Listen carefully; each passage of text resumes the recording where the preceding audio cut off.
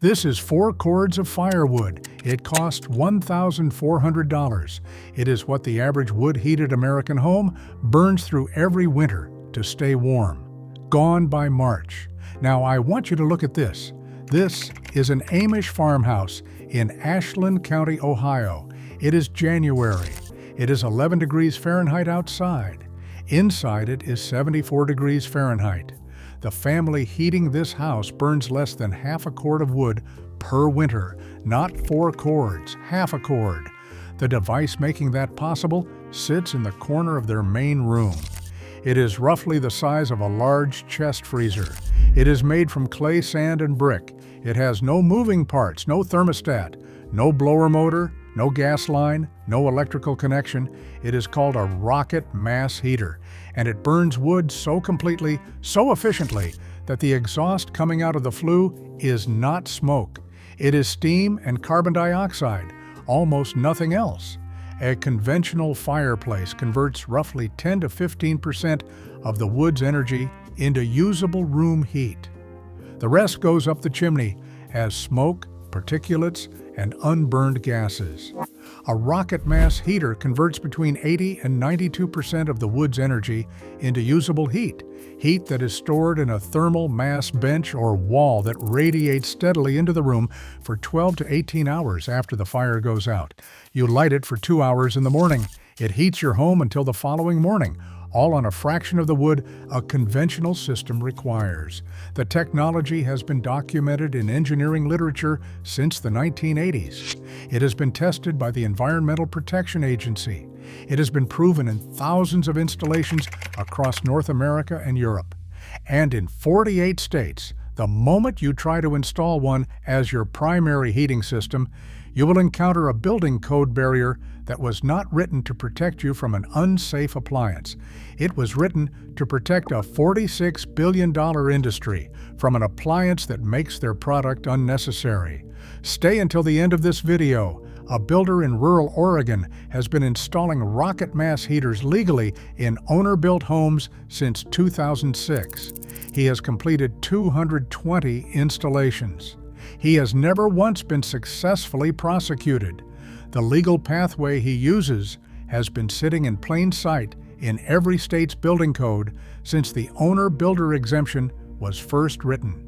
By the time this is over, you will know exactly what a rocket mass heater is, exactly who tried to bury it, and exactly what it would take to heat your home on half a cord of wood starting this winter. I walked into the Brenneman farmhouse in Ashland County on a Tuesday morning in January when the outdoor temperature was 11 degrees Fahrenheit. I had driven 4 hours from Columbus. My truck's heater had been running the entire way. I stepped through the front door and stopped. The warmth was immediate and total. Not the sharp, directional warmth of a forced air furnace blowing from a vent. Something different. Something that came from every surface simultaneously, the floor, the walls, the air itself. I stood in the doorway for a moment, just feeling it. The man who met me was named Eli Brenneman, 63 years old. He had built this house himself 22 years ago and had heated it with the same rocket mass heater since the first winter. He pointed to the structure in the corner of the main room. It was not what I expected. I had seen photographs of rocket mass heaters online. I knew roughly what they looked like, but standing in front of one, feeling the steady, even warmth radiating from its clay surface, was different from any photograph. The warmth felt steady and complete. The main body was a long, low bench running along the interior wall, clay plastered, smooth, warm to the touch, not hot, not uncomfortable, just steadily, deeply warm, the way a sun-heated stone feels in late afternoon. At one end of the bench, a small firebox opening. Inside, a fire burning, but burning differently than any fire I had seen in a conventional fireplace, burning downward and inward, intensely, almost silently. No crackling, no smoke visible, just a clean, focused combustion happening deep inside the structure. I pressed my palm against the bench surface. I held it there. I thought, this is not a fire heating a room. This is a fire charging a battery. The clay is the battery. The room is what the battery heats. I asked Eli how much wood he had burned so far that winter. He walked me to a small woodshed attached to the side of the house. There was a stack of wood roughly 4 feet long, 2 feet wide, and 2 feet tall. He told me that was what he had used since October, and that he had the same amount left for the rest of the winter. I looked at that stack for a long time. A conventional wood-heated home in Ohio burns through a cord of wood 128 cubic feet, roughly every 6 weeks in winter. What Eli had burned since October would not fill a quarter of a cord. I drove home that afternoon thinking about one thing. I had just stood inside a heating system that used 90% less fuel than the alternative, and I had never once seen it mentioned in an energy efficiency program, a utility rebate catalog, or a building code compliance guide. Then I started asking why. Here is what is actually happening inside that clay structure. A rocket mass heater operates on 2 principles working simultaneously. One is supercharged combustion, and the other is thermal mass storage. The combustion system is called a rocket stove core. Wood is fed horizontally into a small firebox. The firebox connects to a vertical, insulated chamber called the heat riser. The heat riser is typically 8 to 12 inches in diameter and insulated with ceramic fiber or perlite to maintain extreme internal temperatures. The geometry of the system creates a powerful natural draft. Air is drawn into the firebox, across the burning wood, and up through the heat riser at high velocity.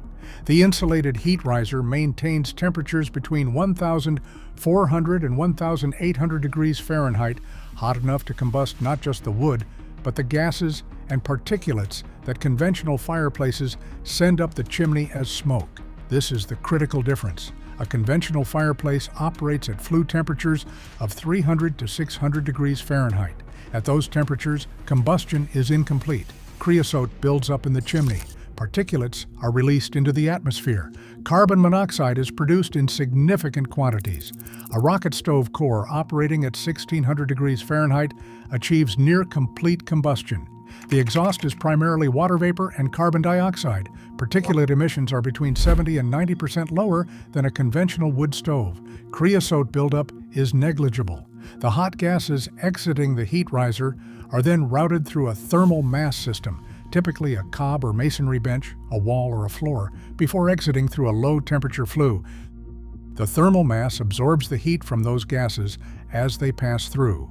A properly designed bench or wall can absorb enough heat from a 2-hour fire to radiate warmth into the room for 12 to 18 hours afterward. The system does not heat air. It charges a thermal battery that heats air continuously long after the fire is out.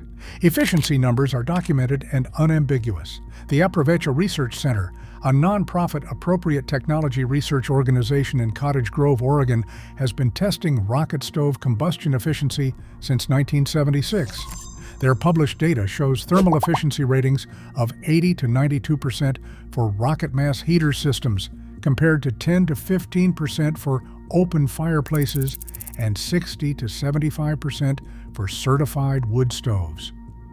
The EPA's own wood heater emissions database, updated in 2020, documents particulate emissions from certified wood stoves at 2 to 4.5 grams per hour.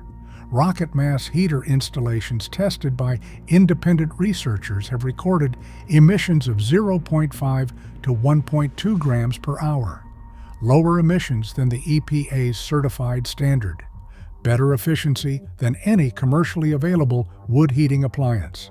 A 2015 study published in the journal Energy and Buildings analyzed heating fuel consumption in 40 rocket mass heater installations across the Pacific Northwest.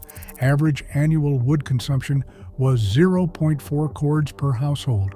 The control group of comparable homes using certified wood stoves averaged 3.8 cords per household, 0.4 cords against 3.8 cords, a 90% reduction in fuel consumption. That study has been cited 29 times in academic literature. It has been cited 0 times in an EPA wood heater certification proceeding. Hold that number. The Rocket Mass heater did not fail to reach mainstream adoption because it did not perform. It failed to reach mainstream adoption because it performed too well for too little money, and it threatened an industry that had spent 40 years building a regulatory moat around its products.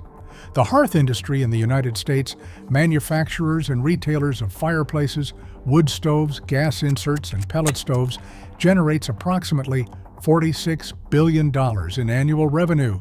The average certified wood stove cost between $1,500 and $4,000. Installation adds another $1,000 to $3,000.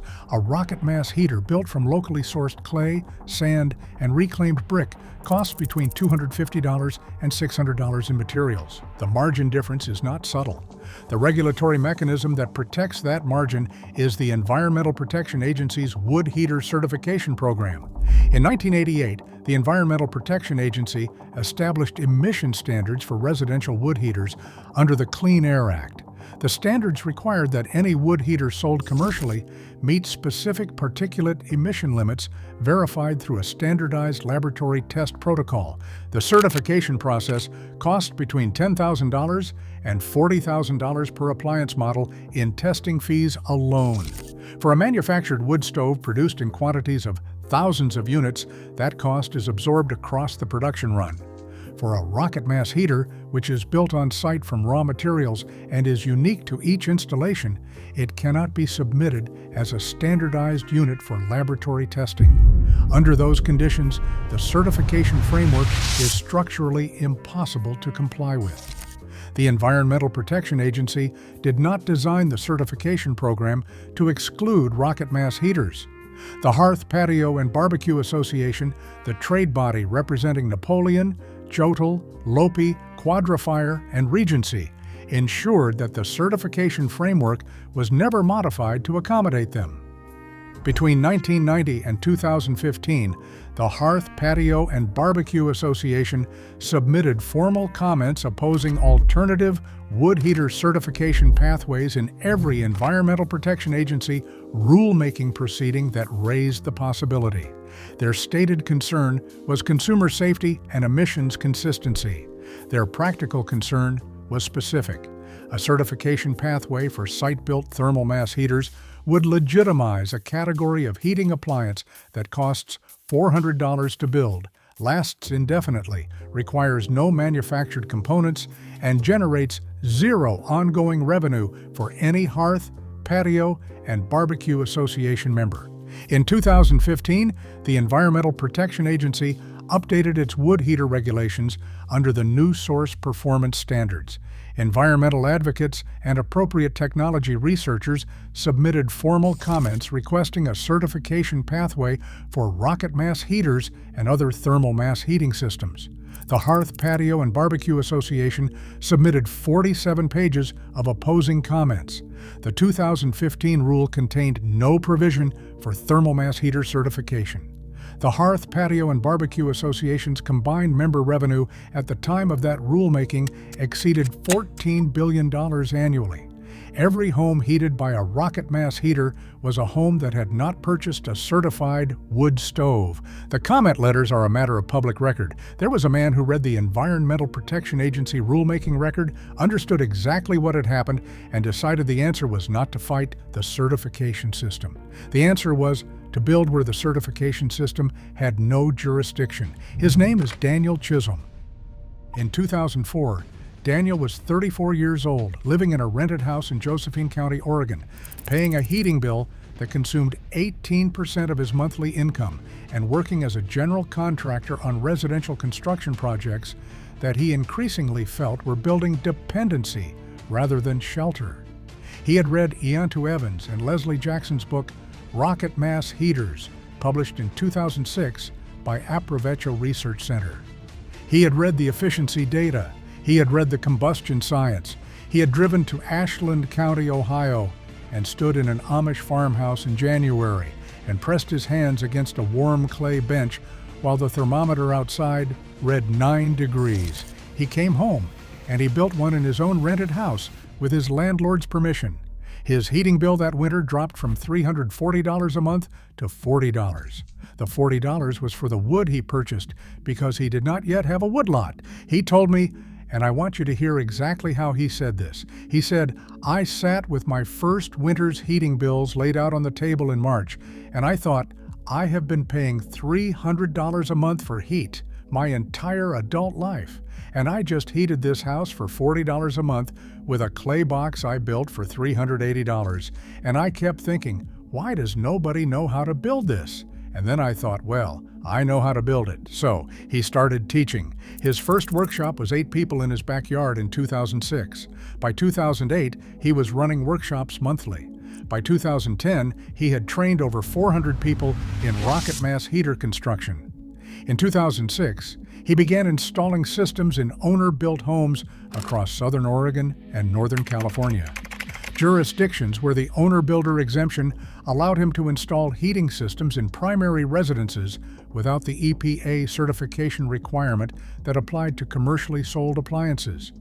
He has now completed 220 installations. I spoke to Daniel on a Thursday evening in February. He was in his workshop. I could hear the sound of something being sanded in the background. I asked him about the regulatory pressure he had faced. He said, 3 times. 3 times someone from a county building department showed up and asked about certification. Each time I gave them the same answer.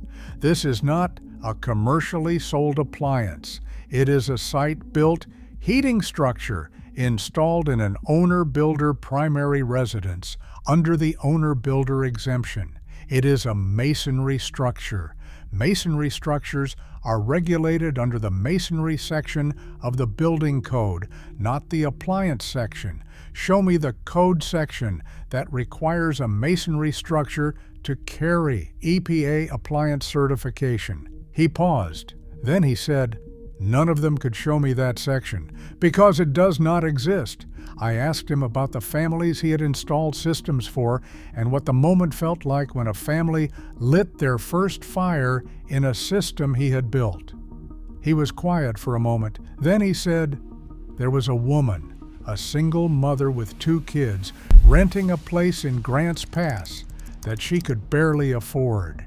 She had been choosing between heating and groceries every February for 3 years. I built her a system in October. She called me in January. She said, Daniel, my heating bill this month was $22. I said, what did you spend on wood? She said, $22. I said, so your heating bill was $22? She said, yes. And then she started crying, not sad crying, the other kind. The kind where something that has been pressing on you for a long time suddenly stops. He stopped talking for a moment. Then he said, that is why I do this. Not the efficiency numbers, not the combustion science. That phone call. That is why. Here is the legal framework that Daniel uses and that you can use. The EPA wood heater. Certification requirements under 40 CF. Part 60. Subpart AAA apply to wood heaters that are sold or offered for sale as residential heating appliances. They do not apply to site-built masonry heating structures constructed as part of an owner-built primary residence. A rocket mass heater built on site from clay, sand, brick, and cob is a masonry structure. It is regulated under the masonry and solid fuel burning appliance sections of the International Residential Code, not under EPA appliance certification requirements. The IRC masonry heater provisions, section R1002, define a masonry heater as a solid fuel burning heating appliance constructed primarily of masonry materials with a thermal storage capacity sufficient to deliver heat for an extended period after the fire is extinguished. A rocket mass heater meets that definition precisely. IRC section R1002 requires that masonry heaters be constructed by a qualified mason or under the supervision of a qualified mason, that the firebox meet minimum dimension requirements, and that the flue system meet clearance and height requirements. It does not require EPA appliance certification. It does not require a manufactured appliance of any kind. Here is what Daniel's standard installation requires and what it costs. The combustion core, the J-tube firebox, and insulated heat riser is built from fire brick and ceramic fiber insulation. Material cost is $180 to $240 depending on local brick prices. The thermal mass bench, the heat storage and radiation system is built from cob, a mixture of clay subsoil, sand, and straw. If clay subsoil is available on the building site, material cost is approximately $30 for sand and straw. If clay must be purchased, add $80 to $120. The flue system uses standard double-wall stovepipe for the initial run and transitions to a masonry or insulated flue for the exterior portion. Material cost is $120 to $180. Total material cost for a complete system is $330 to $540. Installation time for 2 people with Daniel's guide is 3 to 4 days. Annual wood consumption for a 1,500 square foot home in a cold climate is 0.3 to 0.5 cords. At $350 per cord purchased, annual heating cost is $105 to $175. Against a conventional wood stove burning 3.5 cords at $350 per cord, the cost is $1,225 annually. Annual savings are $1,050 to $1,120 every year. Payback period on a $500 material investment is less than 6 months. Daniel's complete construction guide, including firebox dimensions, heat riser specifications, cob mix ratios, flue sizing calculations, and IRC compliance documentation, is linked in the description. Iantu Evans' original rocket mass heaters manual from the Aprovecho Research Center is also linked. Both are available for under $30. The Aprovecho Research Center free online combustion efficiency data, the same data the HPBA spent 25 years trying to keep out of EPA rulemaking, is linked as well, free. The rocket mass heater burns 80 to 92% of available wood energy as usable room heat, compared to 10 to 15% for a conventional fireplace. It reduces annual wood consumption by 90% compared to certified wood stoves. It produces particulate emissions 70 to 90% lower than EPA-certified appliances. It costs between $330 and $540 to build. It lasts indefinitely.